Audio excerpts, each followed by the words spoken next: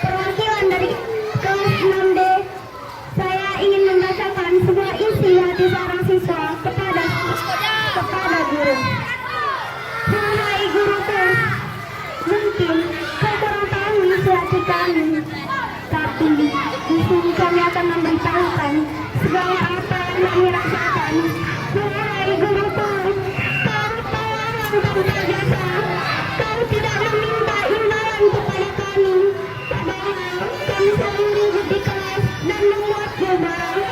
Namun amarahmu kau landasi kasih sayang dan kesabaran. Terima kasih guruku atas segala kerja kerasmu membimbing kami, mengajari kami. Guruku, engkau adalah orang tua kedua kami. Engkau adalah orang berguna di dalam kehidupan kami.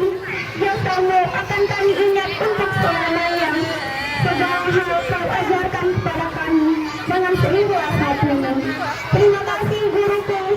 Tanpamu kami tidak akan mengetahui segala apapun.